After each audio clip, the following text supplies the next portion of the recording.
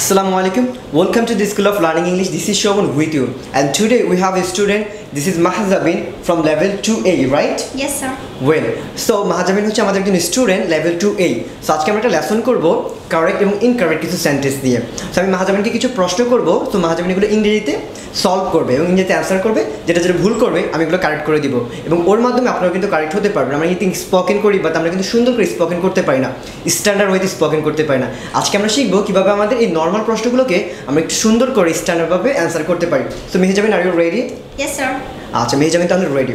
So my first question is to you. So where do you live? I live in Mohammadpur, Dhaka. আচ্ছা, মাহাজাবিন বলছে কিন্তু I live in Mohammadpur Dhaka. এটা না বলে আমরা কিন্তু বলতে পারি I live in Dhaka at Mohammadpur. ছোটো জায়গার পূর্বে সবসময় আমরা অ্যাট ইউজ করবো। আর আপনি যদি আরেকটু অ্যাডভান্সভাবে বলতে চাচ্ছেন বা একটু সুন্দর করে বলতে চাচ্ছেন, তখন বলতে পারেন I live in Dhaka Mohammadpur, to be more exact. That's means স্পেসিফিকভাবে আপনি বলে দিচ্ছেন ঢাকার মোহাম্মদপুরে থাকে, তখন হচ্ছে কি আপনি টু বি মোর এক্সাক্টটা বলবেন। Well, so did you eat this morning? Yes, I ate this morning. আচ্ছা, এখানে কিন্তু আমি প্রশ্নটা করেছি did you eat this morning, মানে কি তুমি কি আজকে সকালে খেয়েছিলে কিনা।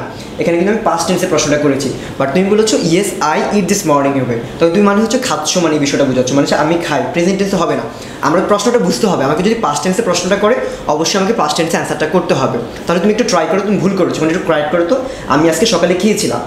Yes, I ate in the morning. Very good, তাহলে হবে yes I eight in the morning. আমরা অনেকে বলি ইট অ্যাট বলে, এটা অ্যাট হবে না, দ্যাট ইজ এইট হবে। এই প্রোনাউন্সিয়েশন সবাই একটু খেয়াল করবেন। Well, so my third question is to you. So how do you go to school? I go to school by bus. আচ্ছা, বলছে যে I go to school by bus. আমি হচ্ছে কি কীভাবে স্কুলে যেটা প্রশ্নটা করতে হবে হাউ দিয়ে করতে হবে। কীভাবে কোনো বিষয় আসলে আমরা হাউ দিয়ে প্রশ্নটা করবো। এখন তুমি কীভাবে স্কুলে যাও? How do you go to school. তুমি কীভাবে তোমার বাসায় যাও? How do you go to your home. এখন আমি প্রশ্নটা করেছি how do you go to school, বলছি I go to school by bus. Well, আমি যদি পায়ে হেঁটে যাই তাহলে কী হবে বলো তো? I go to school by foot. আচ্ছা, বাই ফুট বলছে না, আমরা হচ্ছে যদি পায়ে হেঁটে যাই তখন বলতে হবে I go to school on foot হবে। বুঝতে পেরেছেন? আমরা যদি কোথাও হেঁটে যাই তখন হচ্ছে অন ফুট ইউজ করতে হয়। তাহলে সবাই মনে করি clear? Well, so I am going to the next question for you. Well, so for example, okay, is this your mobile phone? Okay, so is this your mobile phone? No, is not my mobile phone. আচ্ছা, বলো no isn't বলবা। যখন হচ্ছে অ্যান্সারটা করবেন আপনি একদম simply অ্যান্সারটা করবেন।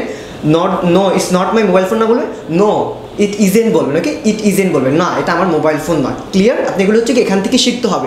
একদম বেসিক বিষয়গুলো শিখতে পারেন যদি, এবং একদম বেসিক থেকে যারা স্টার্ট করতে চাচ্ছেন তাদেরকে কিন্তু এই লেসনটা অনেক বেশি হেল্প করবে।